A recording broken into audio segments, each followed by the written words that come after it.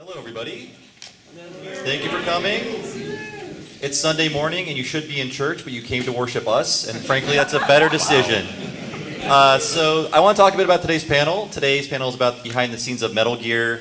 I've done probably 15 panels by now and hundreds of podcasts, so you've heard enough of me. So for this panel, I want to focus on two special guests who worked on Metal Gear games. They're here to join us. We're going to pick their brains metaphorically, and they're going to tell us what it was like to work on a very legendary series. So let me introduce everybody. I'm Bob Mackey, the host for this panel. Who's all the way at the end? Who are you and what do you do? I'm Jeremy Parrish, and I'm also the host, no, but not for this panel, just for the podcast. That's right, I can pull rank at any moment. You are pretty rank, Bob. Jeez, I showered. Okay, who else? Oh, I'm Ryan. I'm Ryan Payton, and it's a pleasure to be here. I worked at Konami from 2005 to 2008, and then I left, went to Microsoft, and then I now help run a studio up in Seattle called Camouflage. And I work with this fine gentleman right here. Hi, I'm James Howell. Yes, I'm a producer at Camouflage. I did a lot of contract work for Metal Gear games and kind of media around Metal Gear, and did a lot of critical writing about it, particularly on Metal Gear Solid 2. So yeah, Ryan and James, they both worked with the series, Ryan in a more intensive context, and they worked at a series at a very interesting time that was moving to HD. There were quote-unquote real Metal Gear games appearing on portable series. And I wanted to ask both of them, how did you find your way into Konami? How did that happen? What was that like? We can start with Ryan. Wow. Do you want the small, medium, or large version of that story? Let's start with medium, and then I'll cut you off if it's too long. All right, fair enough. And apologies for anybody who's heard this story before, but I used to work as part of as a freelance journalist at Ziff Davis for OneUp.com, which I know that Jeremy wrote for. I think Bob, you worked for them. Yeah, too? I did. Did I make that up? And also for like EGM, XBM magazine. And I was a freelance writer based in Japan. I was actually working for the JET program, if anybody's familiar. I was teaching Japanese youths about all of our dirty Western culture, and I try to explain English languages, English language rules that didn't even make sense to myself. But I was, just trying to make ends meet. I ended up, paying my way to go to E3 2005, and I was there to. I was really low on the totem pole to do freelance writing, so I was basically doing previews for like Okami on DS or Beautiful Joe on DS, and all the other stuff that my Ziff colleagues did not want to check out. And one of my Ziff colleagues, a guy named James Milkey, who was my boss at the time, he had called me, and I don't remember why I had a cell phone because I was living in Japan at the time, but I remember seeing him calling me and thinking, I'm on the show floor, he's probably going to go to ask me to check out Imagine Babies or something like that. And I thought to myself, should I pick this phone up? And I'm really glad I did because it changed my life. I picked up the phone and James Milkey says, I double booked interviews. I have Hideo Kojima in one side of the building and I have Hironobu Sakaguchi on the other side of the building. And I think I'm going to go talk to Sakaguchi. I need you to go interview Hideo Kojima. I'm like, okay, cool. Like, when do you want me to do that? Like right now. He's like, run. All right, that's cool because I just had finished Metal Gear Solid 3. I was a little bit late to the party. I played it. I thought it was amazing. And I was going to go and I interviewed him for Metal Gear Solid 3 Subsistence. I was actually joined in the room with a couple other journalists, I think like Terry from another publication, stuff like that. So anyway, over the course of the interview, I asked him some pretty pointed questions about Metal Gear Solid 3. And at the end of it, I didn't want to be like other journalists, and apologies if anybody's done this, if you've been on the journalist side and you've asked for pictures with the creators that you're interviewing. Never do that. Or you ask for autographs. I don't think that's appropriate. And so I decided I wasn't going to do that. But I did want to talk to his translator. There's a guy named Aki Saito who I thought was incredible. So I ended up kind of befriending him after the panel, or after the interview discussion. And Hideo had gone out to go to the restroom. On his way back, myself and the translator actually speaking in Japanese, and he says, what do you, so I knew you could understand what I was saying. Why do you speak Japanese, and why do you do it in a southern accent? And I said, well, because I'm living in Osaka at the time. He says, do you want to come and interview for a job? Again, the long version of the story is the really interesting story, I think, about me, the interview process with Konami.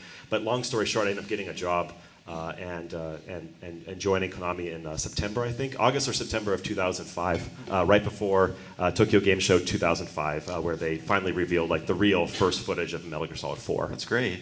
And James, you were a sort of Metal Gear scholar at one point, but then you found yourself working on one of the games. Can you talk a bit about that? Yeah, I kind of wound up similar path of serendipity. Actually, well, okay. So I'd written the Big Killer 7 FAQ, and some friends and I decided to translate this kind of companion book for Killer 7, Yoshiko Hayashida and Gerald Smith. And we liked working with each other, so we were like, let's do something that's also current. So we decided to hop onto Hideo Blog. I got an Angel Fire website. This was like 2004. Uploaded files with the extension .txt. And Hideo blog was Kojima's personal blog. Was it published by Konami? How did that work? Yeah, it was Okay. on Konami's website, and it was kind of personal / professional. I mean, it was public facing, but also a lot of very personal ruminations. But yeah, so after doing that for about a month, about 5 entries in, I got an email from Ryan Payton, international manager, saying, "Hey, we would like to test to see if there is an English market for this text. Would you mind if we used your translations as a test?" And first thought was, I'm going to check the email header, and I'm going to see if this is real. And it turned out it was. So then next step was emailing yes. After some back and forth, making sure that it was going to be viable for an English audience, and finding out that Konami wasn't interested in partnering directly with freelance translators. So I was like, all right, well, found a business. So I started a business, and we were able to get a contract with them. Yeah, and that was my inroad. After Hideo Blog switched over to Hide-chan Radio, which was their podcast, kept working with Ryan and Konami on a lot of sort of peripheral text, a lot of TGS promotional stuff, some of the peripherals, pack-ins that came with Metal Gear, like the Metal Gear Saga DVD, and a lot of the timeline material that went out to press. And James, you were internet famous for a certain thing you wrote about Metal Gear Solid 2. Can you talk a bit about that? Yeah, so in about, I think, 2007, I'd been trying to write something about Metal Gear for many years, but Metal Gear Solid 2 in particular. It was very hard to formulate exactly what the sort of core thesis was going to be. I just knew that there was something in Metal Gear Solid 2 that was kind of blow the top of your head off. Amazing. So after years of just writing down isolated observations with no core idea to connect them, it just sort of hit me the way that the game sort of marries player performance, and the way that narrative unfolds. And it was just a rush of 2 weeks of just gathering every piece of notes, every note that I'd written over a past year, and coordinating it. A lot of late nights at a Waffle House, which is a 24-hour kind of burger joint in the Southeast, and just putting it up on my personal website, wondering if anybody was going to read it, and it turned out some people did. So I want to talk to Ryan about his work. I believe you entered late into the development of Metal Gear Solid 3 Subsistence, the re-release. It has a lot of extra modes. It has a free camera system. What did you do on that game? I'm just curious. What can you tell the crowd about that? Not much, unfortunately. I did enough to get my name in the credits, which I thought was pretty cool. I joined Konami just as they were wrapping up Subsistence, the development of that title. So I was doing what I was hired to do, which was kind of coordinating with the different departments within Konami, the US branch, the European branch. Hey, can Hideo be interviewed for Eurogamer to do this? Or can you approve this packaging? Or here's some thoughts that I'm informing them what's going on with the game. And that was basically my job for the first maybe 6 to 9 months of me working there, is trying to coordinate with the different divisions. But Portable Ops was definitely your baby. I think it recently turned 10 years old this year. That sounds right. Yep. So it's officially old by our standards. And I'm curious because I played it kind of late. I played it after Peace Walker, and especially post Metal Gear Solid 5. It's interesting to see that so many mechanics that are core to the series now were introduced in Portable Ops. Can you talk about your plan for that game, your design for that game, what you wanted to do with that game? Yeah, I can. Portable Ops is very close to my heart. I really feel like that game changed my life in a lot of ways. So Portable Ops was basically kind of born out of failure, which was Metal Gear Acid 2. Metal Gear Acid had this thing that Hideo would refer to as launch magic, which is basically, it was a game that was released around the time that the PSP was launched. It's got a big franchise IP slapped on top of it called Metal Gear. And people, when they go and buy their PSP, they think, hey, I can play Metal Gear on the go. This sounds pretty awesome. And they buy Metal Gear Acid, which is not a bad game, but it's for those of you who are familiar, it's a kind of a card-based strategy game, very different than what you'd expect from your typical Metal Gear Solid experience. And so the game ended up selling quite well. I think we now look back on the merits of that kind of the image of what people had in their minds versus what was actually in the content. So it sold well enough to warrant a sequel, Metal Gear Acid 2, which sold very poorly. And basically the press and the fans were all saying, give us a real Metal Gear Solid game on the PSP. So that's what we ended up doing with Portable Ops, which we had, I think, less than a year to develop that game from start to finish.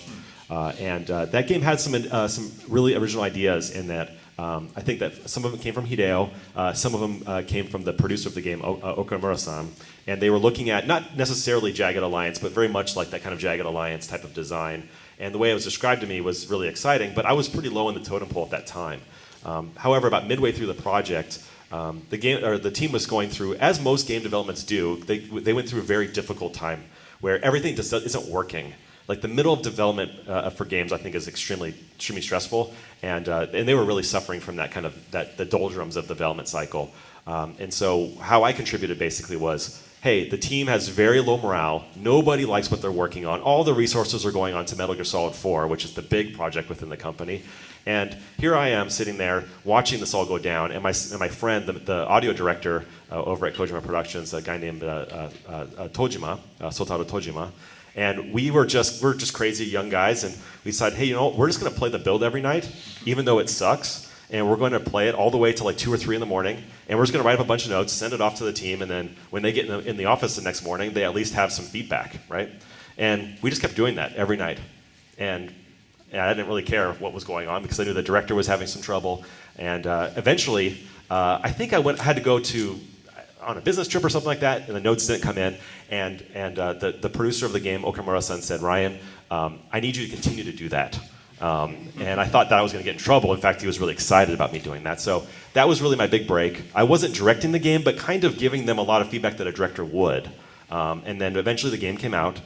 It sold very well. It reviewed very well. And at the kind of like the wrap-up party, I was sitting there with a bunch of the crew members from Portable Ops. Hideo comes by. I'm thinking, oh, I'm in trouble. He says, no, you're not in trouble. You actually are getting a promotion.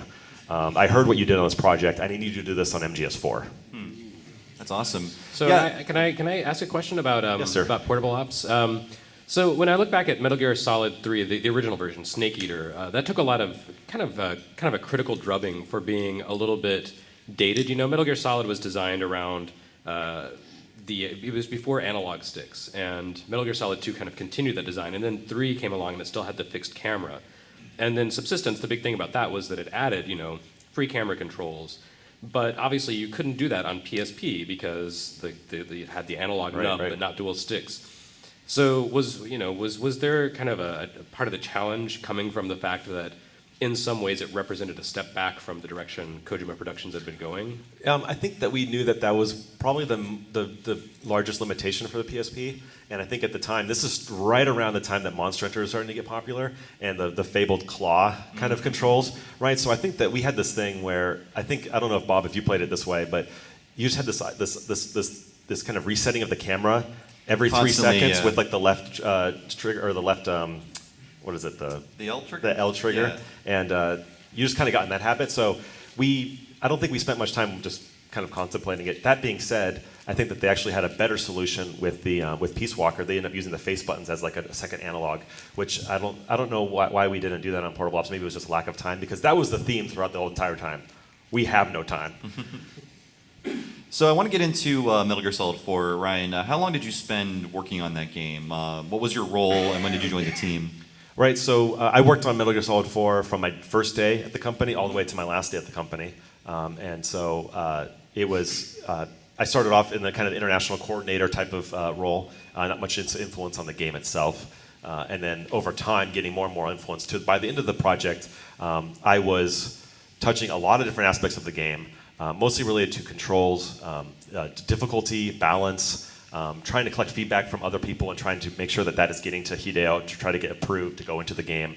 Promotion, trailers, I managed the opening movie which was produced by Logan out in California. The Blu-ray, the making of. I was just, plus the podcast, like I was all over the place and having a blast, right? I was living the dream. Yeah, so for lack of a better word, you were there to sort of westernize the game or make it more appealing to a Western audience. Like, what do people outside of Japan want from this game?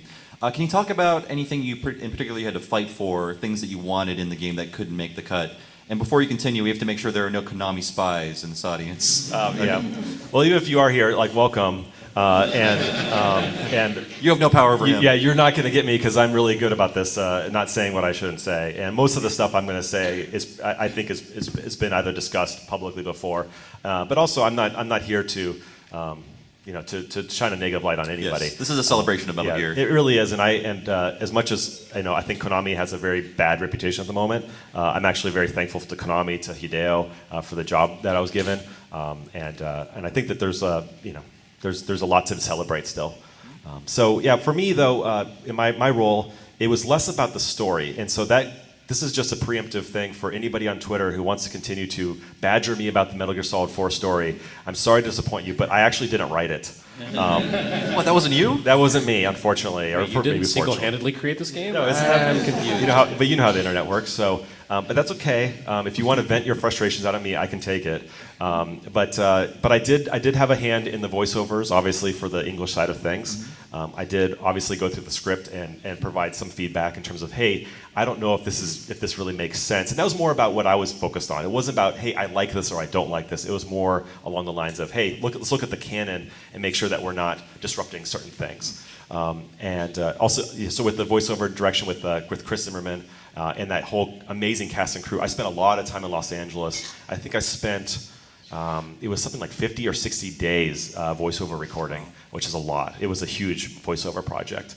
And then when it came to the westernization of the game, a lot of it stemmed from the controls. And I think a pivotal moment in the game's development was E3 2006, I want to say, when Gears of War was revealed or playable at that show. Hideo, myself, Ken, Imaizumi, we were invited to go play Gears of War at Microsoft's booth. We got to meet Cliff. It was a great time, and we had an amazing time with that game. We thought it was so fun, so fluid. We loved the way it controlled, and that was a big influence on the game because we knew that what Jeremy was talking about, the Metal Gear Solid 3 controls feeling very antiquated. We knew we had to make significant changes. If you actually look at Metal Gear Solid 5, I actually think that they took that even further in terms of the westernization of the controls. And I think Metal Gear Solid 5's controls are far superior than what we were able to accomplish on 4. But my thing was really about trying to simplify the controls as best as possible. For anybody who's ever had to, in Metal Gear Solid 1 or in 2 or 3, had to attach themselves to a corner and then in stealth, and then peer over and then shoot a guy. I mean, if you could do that, you could basically master any skill, I think, in the history of humanity. It's a sort of like cat's cradle you have to do with the controller. Yeah. So and you get into the CQC from Metal Gear Solid 3 with the analog sensitivity and everything, and that's really challenging. It is. And I remember having a very specific debate with the team because they were presenting to me what they were thinking about for the controls. And I remember telling them how, and maybe somebody in the audience can remember this. I remember this being news, was that before Halo 3 came out, people didn't know what the X button did. It was ended up being what equipment was. Equipment was like the big feature for Halo 3. And I remember telling that to the team, guys, they've got a functioning game where they don't even need one of the buttons necessarily. And we don't have one of those. Like, we need every button, and we need them like 3 times over. And so that was a big. I remember that being a huge debate within the studio, and thankfully Hideo entrusted me to really push forward to make sure that this game is more playable than maybe the previous titles. So James, you did not spend nearly as much time as Ryan working on this game, but you have a very interesting story with your brief time with Metal Gear Solid 4. Can you talk a bit about that? Yeah, prior to working directly on Metal Gear Solid 4, I've been kind of parallel or outside of Metal Gear, working with PlayStation Magazine, PSM during its final swan song years, writing specifically about Metal Gear and doing a lot of work there. Actually, I remember this was parallel to the time my company was doing translation work for them, and there was this one segment they wanted to do like a Metal Gear timeline and show how the events of Metal Gear fit into the events of the real world, which kind of fits the spirit of the series. It tries to embed itself in real history, and they sent me some informational material. Like, here is the canon timeline for Metal Gear, and I was looking at this, and this was like material I had translated a year ago. So it wound up coming back to me as a freelance writer. But so I was doing all this, and at the time I was in grad school. I was just insanely busy. I was working on my MA. I was tutoring. I was freelance writing. I was running a company, doing freelance localization, some script editing for some of the VA work on, what was it, digital graphic novel? That's right, Metal Gear digital graphic novel. And I got this call at like 9 p.m. from Ryan. He was like, "So how would you like to work on Metal Gear Solid 4?" And he was explaining the circumstances, but I don't really remember because I was looking for my passport. I can help maybe a little with that, if you don't mind. No, go for it. I'd be butting in, but because I was starting to get a lot more responsibilities. One of the responsibilities that fell on me before was actually a lot of the localization of the text or the subtitles, right? Which is something that only like a native speaker is really allowed to touch. And I had this huge task ahead of me, which was listening to all 60 days worth of voiceovers, making sure they aligned with the subtitles. Which, is a job I'm more than happy to do, but given where we were with the development, maybe a few months away from actually shipping the thing, I just didn't have time. So I remember going to my boss, Ken, and asking, can I have a budget to bring out this guy that you don't know, who lives in where at the time? Hattiesburg, Mississippi. He lives in Mississippi, you've never been to, as part of this world. I will put him in a closet in Konami that will be as far away from the studio as possible, and like just put him in front of a TV and a monitor, and we'll lock him in behind 5 waves of security? Yeah, 5 levels of security through doors and 2 levels of security in the same room.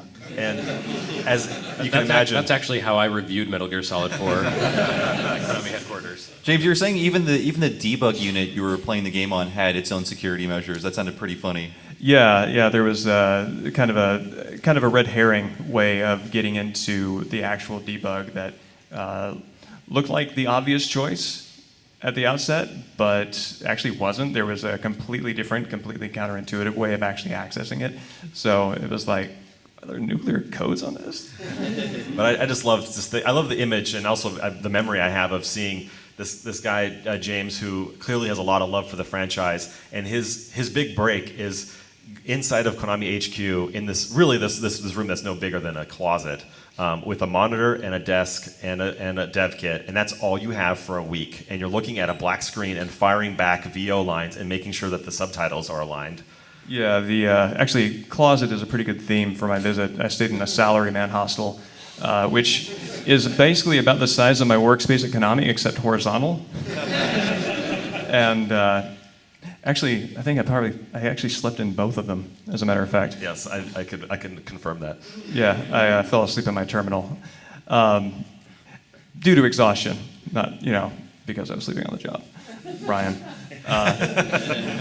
But yeah, so at this point, kind of in the process of getting the script ready, the Japanese script had gone to the translation house, Intac, I believe is the company that Kojima Productions at least typically uses. And that gets returned. It's in some ways kind of a technical, sort of mechanical, non-stylized translation in many cases. It was run through an English editor, a guy Dave Chen, who has done a lot of editing for. Basically, if you're a fan of Japanese games, like you've read Dave Chen's work. And then it had gone to Chris Zimmerman and the VAs, and the actors and actresses had, they're in the headspace of the characters. They kind of know, well, this character wouldn't say, if this character felt X emotion, they wouldn't say it this way. So they kind of made their amendments to it. Now, the script that was David Hayter in particular. Really? Yes, he was. Yeah, he's a writer, right, and famous for screenwriting from X-Men, Watchmen, right. And he's a doctor too, isn't he? Well, maybe. I think with X-Men he kind of came in and helped out. Oh no, a script doctor. I thought you were like a real doctor. Oh no. I mean, he's a very talented individual, so. Yes, he came in and performed surgery. Yes. On the script. He actually sounds like a Metal Gear character. Well, that sounds particularly appropriate to him because, I mean, he cares a lot he does. about the character. No, he does, and that's one of the reasons why I loved working with him. I was so impressed. You used to tell the story about how you actually got to play the game early, whereas you probably weren't supposed to. Oh, yeah. So, But yeah. So the lines that were in the game were still the localization house lines, which are 3 steps removed from what people are actually going to hear. So it's going through, making sure, listening to each line, making sure the script lined up, doing audio timing is it seems like a very small thing, but when you have subtitles coming up in game, and the guard's like, HQ, we have an intruder. You don't want to see HQ, we have an intruder the second they say HQ, because that's like information that's supposed to be revealed over a space of like 4 seconds. That's pretty important game time, so timing those subtitles was sort of part of parsing all that information. And at a certain point, I realized, it would just be helpful to play the game and kind of know what this looks like.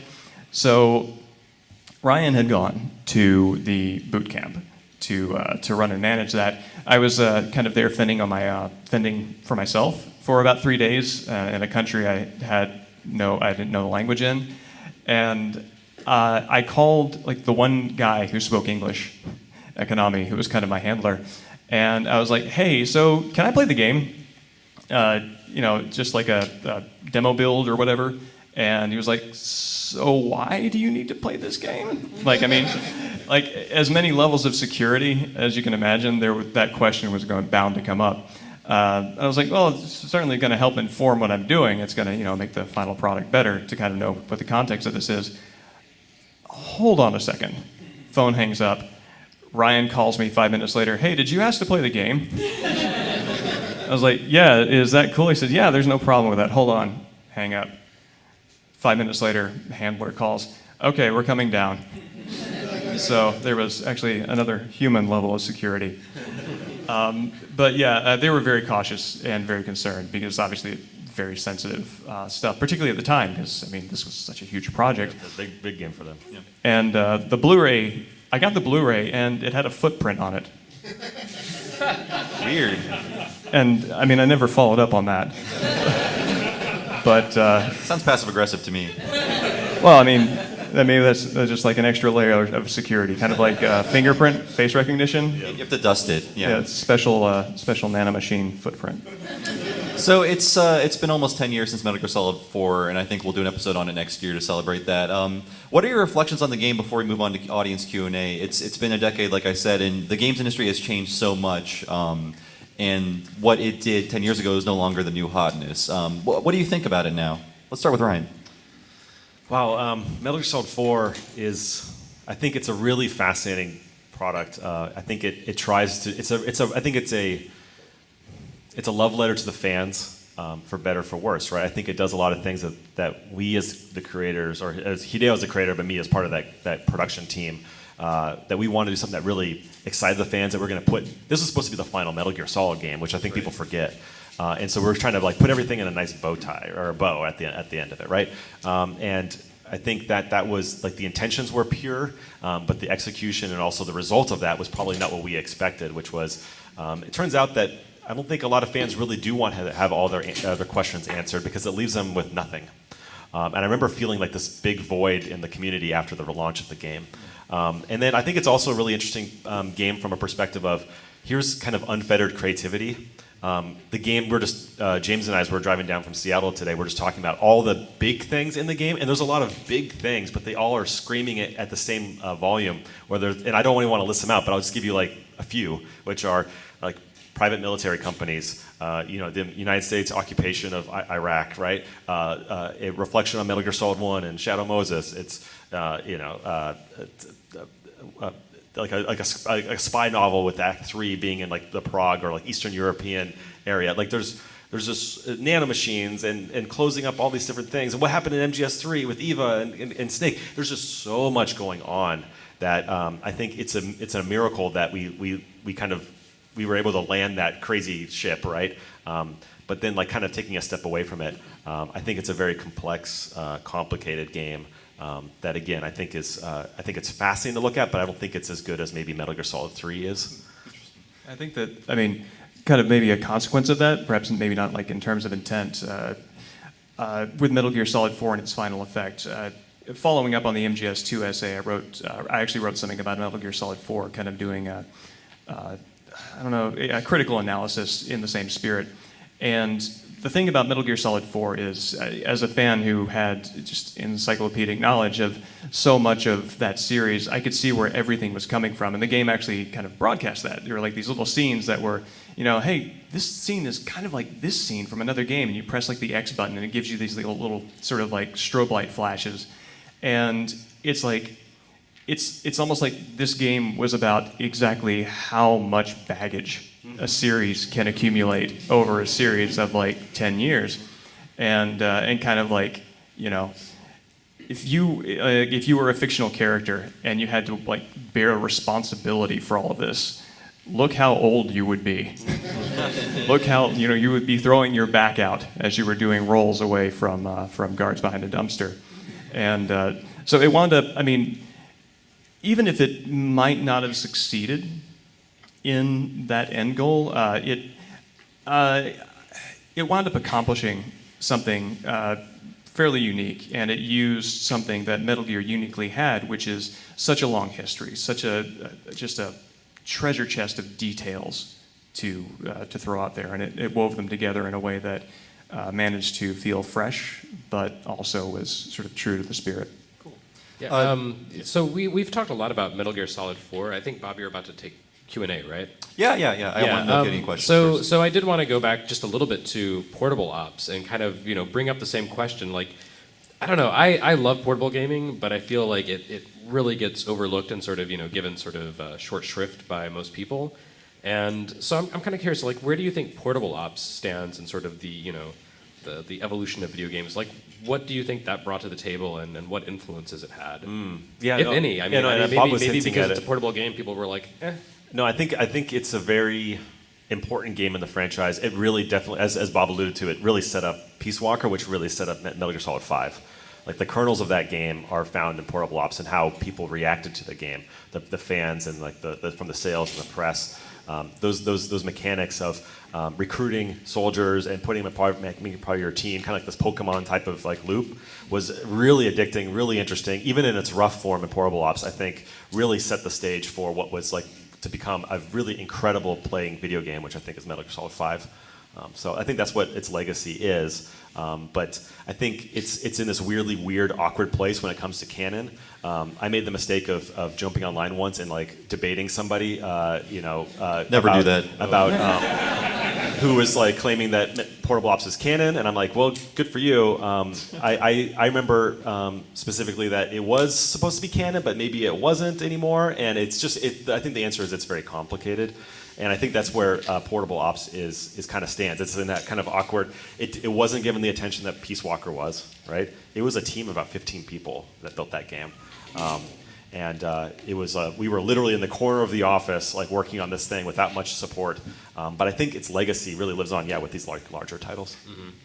Cool. So let's form an orderly line if you have any questions, and then when you come up and ask your question, I'll repeat it for the sake of the audience and our future listeners. And then they can answer their questions. So does anyone have any questions? Just please line up and we'll take you one at a time. Yes. Hi, yeah. So I was really excited when the subsistence version of Metal Gear Solid 3 came out. And they had the localized versions of Metal Gear 1 and 2. Can you speak to that localization at all? And did they have to like go back and cross-check it and make sure that the story still matched up with the more recent Metal Gears, and how did they go about deciding that they were going to release those for an American audience? So the question was about localizing the original Metal Gears 1 and 2 for the subsistence version of Metal Gear Solid 3. Well, I hate to disappoint, but I wasn't involved in the localization for Metal Gear 1 and 2 for the subsistence release, so I actually can't really say what. I don't remember anything that we changed from it, so that's about as far as I can say. Again, I'm sorry, I don't have much information beyond that. Thank you. I was just wondering, Kojima, does he focus on themes more than, or what is his primary focus when you're making a Metal Gear game? The theme of the story and whatnot, or is it more about the gameplay and the dynamics he's trying to introduce for this game? So the question was, does Hideo Kojima focus on the theme or the mechanics when he's making a game? I think Hideo is a creator. Obviously, he's extremely talented, right? And I think you can see from his work that he pulls from pretty much every single string that you can imagine. So it's not just, he's not one of those creators that it's like, it has to be about the theme, and if it doesn't fit within the theme, it doesn't fit with the game. Because if you look at the games are in a lot of good ways, kind of all over the place in a lot of ways. So its theme is a big thing, but also something that inspired him from a film, where he thinks what the fans would like, pulling this reference from this other game. It's basically everything kind of coming together as one. Thank you. Were you involved at all with doing Portable Ops Plus? And was that a reaction to the shorter development time?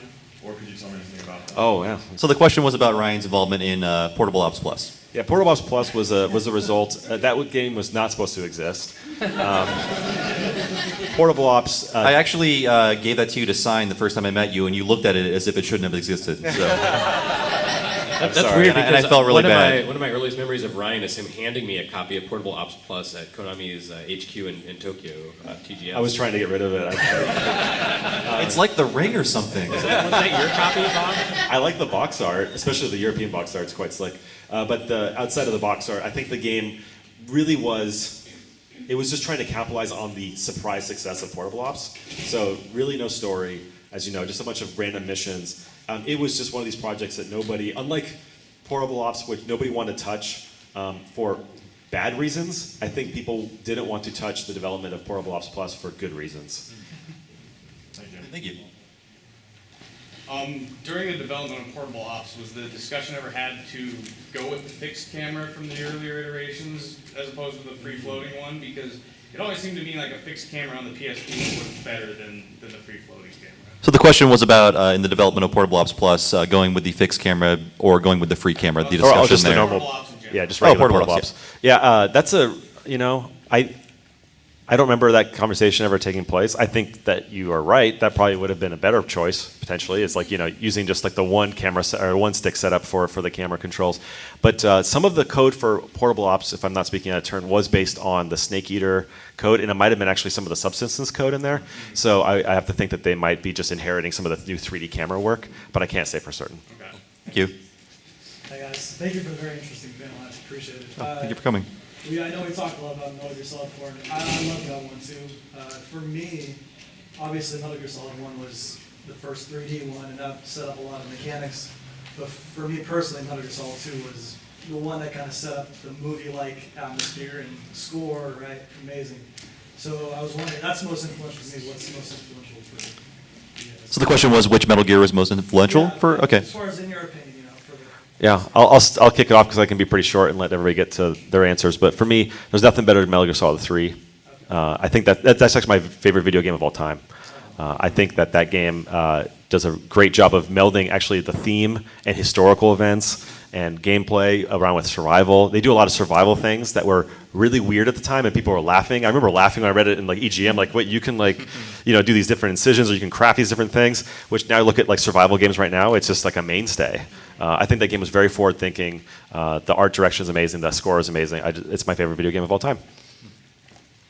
That's difficult because different parts of what I like about Metal Gear wind up showing up in different games. I think Metal Gear Solid 2 artistically is kind of the peak of the series.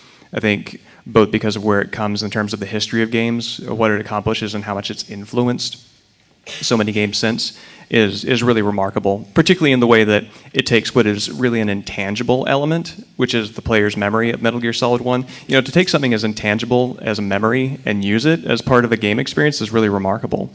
As far as gameplay, Metal Gear Solid 3, it's just there's so much variety. You can cloak yourself in bees. Hornets, sorry. That's what I've always wanted. And but then like emotionally, like Metal Gear Solid 4, like the start of Shadow Moses, when you show up at the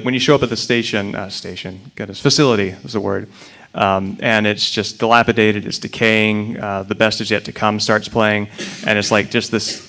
It just prompts this elegiac reflection on the past like 10 years, ever since you first entered that space in 3D, as you said. It's again one of those things something that only Metal Gear could do because it has that level of history and that level of persistence. Do you happen to know Hideo's favorite game? Sorry. Hideo's favorite game. I think it actually might be Super Mario Brothers, if I'm not mistaken. Wow.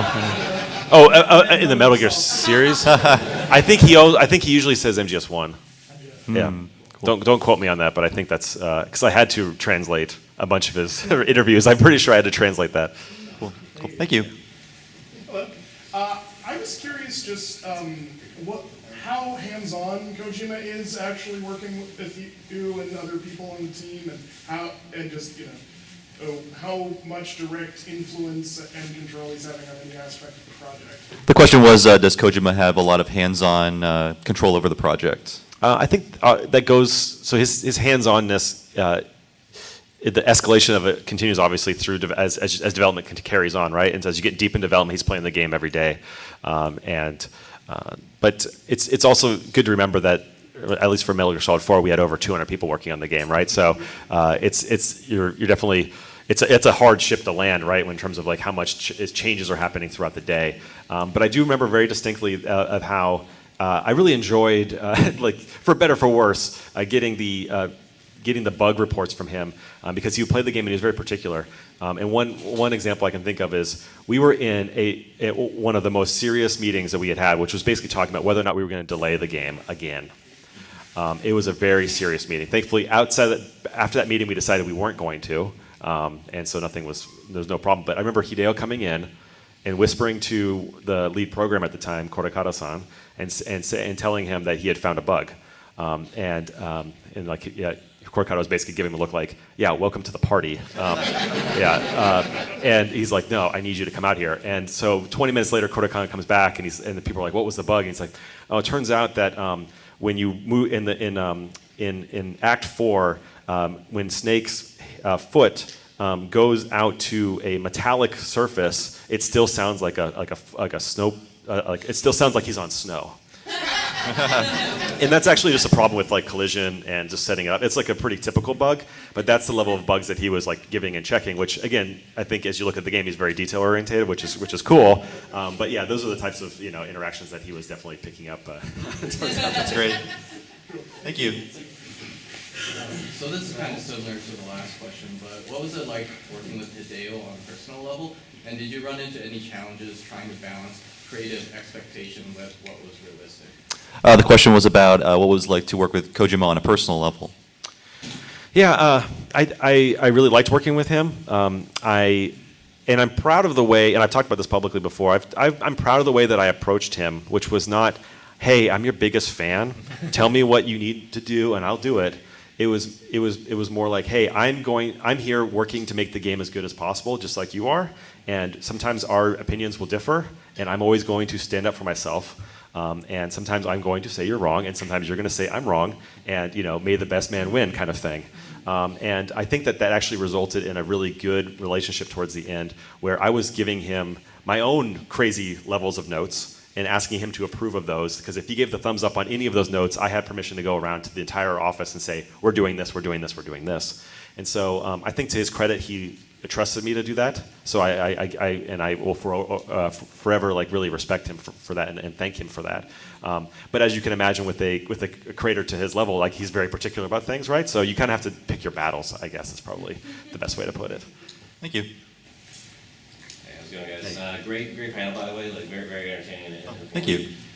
So like in terms of like localization and like specifically with voice acting, actually. Do you have any like crazy stories, I guess, like in regards to like any sort of like kind of changes with like cultural sort of things, or like with even in like in tone, like with using English language? The question was about difficulties in localization.